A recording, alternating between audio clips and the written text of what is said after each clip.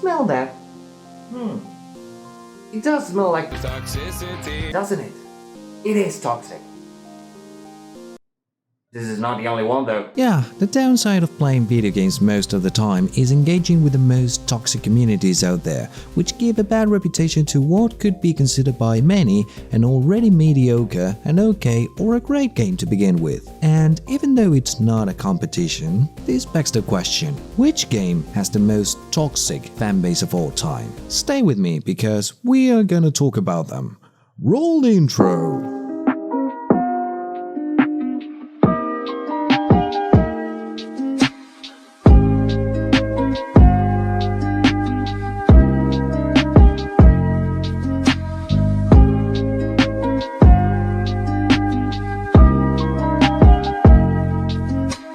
Remember that if you like the video, leave a like, a comment and subscribe to my channel because it would help me a lot. Having said that, let's get back to the video. Of course I was going to start with this one. I've been playing it for way longer than I should. Rainbow Six has a toxic fanbase due to their abusive language and behavior towards new players. The game's competitive nature has led to players mocking and belittling newbies instead of helping them improve their skills. This has created a negative environment for new players, which has caused many to quit playing the game altogether. I know this because I was one of them.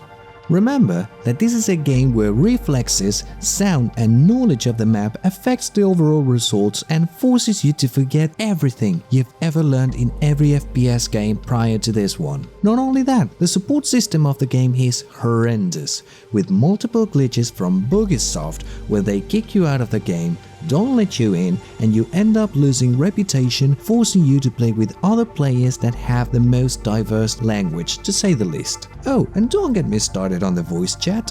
If you thought that only reading mean comments on text was hard, imagine someone yelling at you with a $5 microphone. Oh, this game is charming, and the music is awesome. Let's see what the fandom has to— Oh no, please no. Undertale's fanbase has been labeled as toxic due to their extreme reactions to the game's characters and story. Fans have been known to attack others who do not share their opinion or interpretation of the game, like there's been multiple theories regarding Sans origins, Papyrus' backstory, the myth of W.D. Gaster and others, which are fun to speculate about. However, don't you even dare to question the fandom. This is unfortunate because the game itself is beautiful. The story, the characters, the gameplay itself, and the multiple endings of it have proven that games can become something else when you think outside of the box. Maybe it's crossing the line to project myself into the creator, but if I were Toby Fox, I would be ashamed of my fandom if I saw how they treated everyone the way they do. Again, I am not him and I cannot speak on his behalf. Remember in a previous video where I said that I had some things to say about the Danganronpa's fandom? Well, Danganronpa's fanbase is notorious for their intense and aggressive debates over the game's storyline and characters. Fans are known for harassing others who do not share their opinions or for spoiling the game for others. This behavior has created a hostile environment for those who want to enjoy the game without being attacked by the fanbase. This sort of harassment has gone so far that some players will literally leak information of young kids and dox them for things that make no sense, such as shipping your favorite character with another one you don't like. Seriously, you can get your entire life exposed for saying that Mondo and Ishimaru are just friends and nothing more. And if you don't understand what I'm saying here, then do not worry, you're not missing much. I could keep on writing about this fandom, but my working tool, which is a typewriter, is really messed up. So, if I wanted to work harder, I would need you to subscribe to my channel. By the way, this is not a stock video. This is an actual typewriter that it's really fucked up. So, yeah, help me out, please. For a game that's supposed to promote unity among players, solve mysteries and rely on teamwork, the fandom surely proves to be doing otherwise. To put it into simple words, if you did not know anything about this fandom, you're doing better, trust me. Oh, Nintendo! The game ran from our childhood. How can they create a toxic game? Oh my. Nah, never mind. Super Smash Bros. Has a toxic fanbase due to the elitism and gatekeeping behavior. Fans are known for belittling others who do not play the game at a high level or use certain characters. This behavior has created a negative environment for casual players, making it difficult for them to enjoy the game altogether. All you need to do to understand the mentality of this fanbase is looking at the reaction of some professional players when they lose, from breaking controllers, harassing and raging to a level that gives you stress just from watching it. Another shame given the fact that Super Smash Bros. Is actually really fun to play, but if you're willing to try to be a professional player, you better be ready because most of the time, you're not going to have a good time, I'm telling you. The one franchise who perfected multiplayer experience when it was released and promoted one of the most iconic fan bases of all time, for the good and the bad reasons. Of course, with every single shooter game, you're going to have sore losers, whiny babies, annoying little kids and hackers. But Halo is different because it set a record on the amount of years they have had this fanbase. Imagine having an annoying fanbase that keeps on harassing new players for not being good at it for more than 20 years. It's definitely a franchise that leaves a lot to be desired, and the release of Infinite did not make things easier by making the multiplayer free to play for everyone, only enhancing this negative aspect of the game. It may sound like gatekeeping, but it's more like the result of such action. Oh, EA. And you would think that with the money you make by scamming everyone with surprise mechanics, what we look at as surprise mechanics, you would at least have the decency to fix your servers to get rid of the cheaters, but nope. The numbers are as usual as always, if not bigger than years prior. Not only that, but let's take this into account. Football as a sport is already a toxic environment. If you've ever been to a stadium before cheering for your team, you would know what I'm talking about. Now, bring that same mentality to a video game. Either you get an infantile twat that would make you waste your time by prolonging the game, pausing it every 10 minutes just to piss you off, cry like a baby if they lose, or even worse, start cheating. Have I mentioned the cheating? Oh, sorry about that. Well, all I'm gonna say is that if you're not a sports video game fan, then good. You're definitely saving some precious time there. Okay, first of all, don't look for Sonic fan art. It's a rabbit hole of no return. Second of all, Sonic the Hedgehog fanbase has gained a reputation for their aggressive and defensive behavior towards the game's quality and storyline. Fans have known to attack those who criticize any game, and the franchise has become a running joke in the gaming community due to the toxic behavior of its fans. Of course, it's not fair to say that all Sonic fans are like this, but it does seem to show a pattern where not everyone in this fanbase is as welcoming as you would expect from a game about a blue hedgehog with a radical 90s attitude. Still, it feels weird to say that a game like Sonic has much more of a toxic fanbase than Doom or God of War. It's like it doesn't really make sense, but hey, it is what it is. Cheating and more cheating. That's the only way I can describe this game.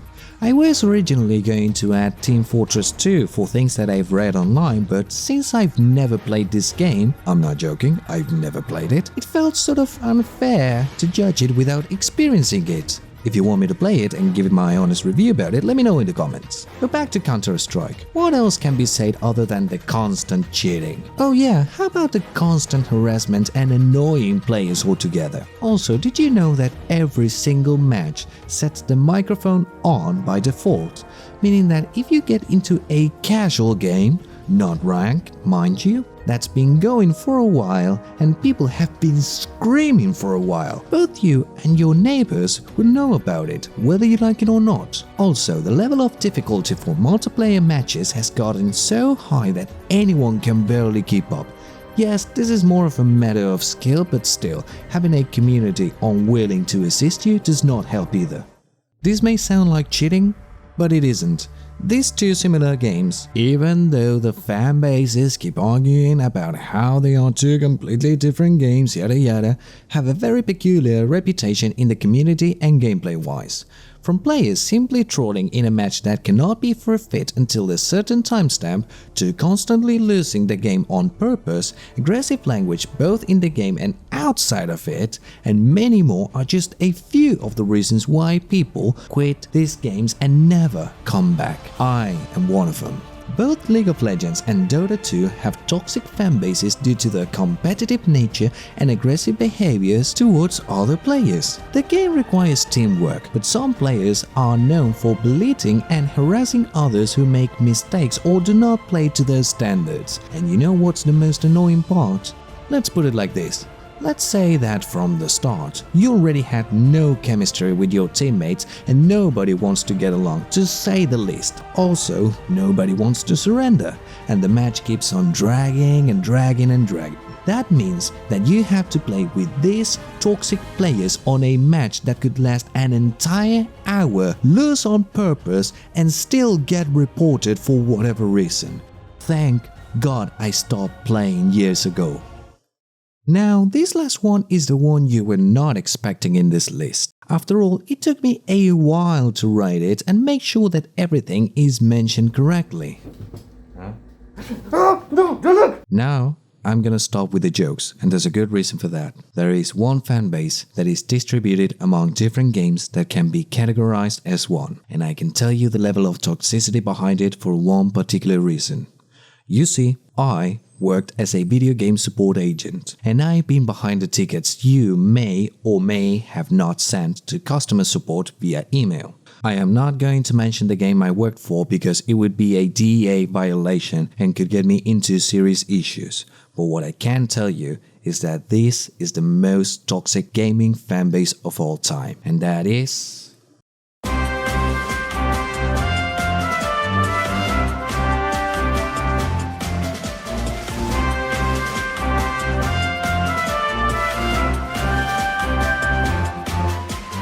phone gaming. No, I am not kidding. You see, mobile games make a lot of revenue. A shit ton of revenue. So much money, you would not even be able to spend it in 3 lifetimes. And since the player base is so high all over the world, it is undoubtable that there will be a lot of issues, complaints and claims from the clients. Believe me, I've been insulted to a point where I was no longer offended, but fascinated and learned new words that I didn't know even existed. But that is not the bad part. No, for as toxic as a player can get by threatening to sue you, this is the least of your problems. Remember when I said that some fandoms stalk and harass other players? Well, mobile games work differently. Since these need to be connected to other players using phone numbers or social networks, they actually have an open door to strangers just to give them gems, coins and other game currencies without even knowing who's behind the other phone. And I'm telling you, the level of harassment, deprivation, anxiety, depression and panic attacks that a lot of players have suffered while playing these games are actually a matter to be studied and be intervened as soon as possible. And if that wasn't enough, you also got to take into consideration the problem with gambling. No, I am not talking about loot boxes. I am talking about pathological gambling. You see, even though I am not allowed to say who, when or how, I can tell you that I had access to someone's purchase history in a game, and man, I never thought I would see someone spending a total of $30,978.65 in a single game, in a single month. Now, I know that for what I'm saying sounds like a joke, but it's time to get very serious for a second. None of this would be much of an issue if it weren't because the companies allow this. And they show this sort of interaction to kids who are very easy to impress and captivate. So if a rational adult is able to spend a lifetime of income in just one game, losing track of time, and in engaging with other random strangers during an aggressive argument, imagine that happening to a child. And what's worse, a company that does absolutely nothing to stop it. Because sometimes there's irresponsible parents that don't pay attention to their kids and are exposed to this horrid and rotten world disguised as a miniature shiny warriors and pets. So, if you've got children on your own and allow them to use the phone to play games, monitor them. I know it's invasive and could lead to unnecessary arguments within your family, but keep in mind that without even knowing, your kid could be unconsciously interacting with a perverse monster on the other side who could take advantage of your kid. This is not a joke. I've read, seen, and heard about cases like this for more than 4 years. Boy, that ended up in a depressing tone. But hey, it was a depressing video idea to begin with. Say, do you know any other toxic fan bases that I haven't mentioned? Leave a comment below and let me know about it. I would love to read it. Anyway, this is Juano and thank you for watching.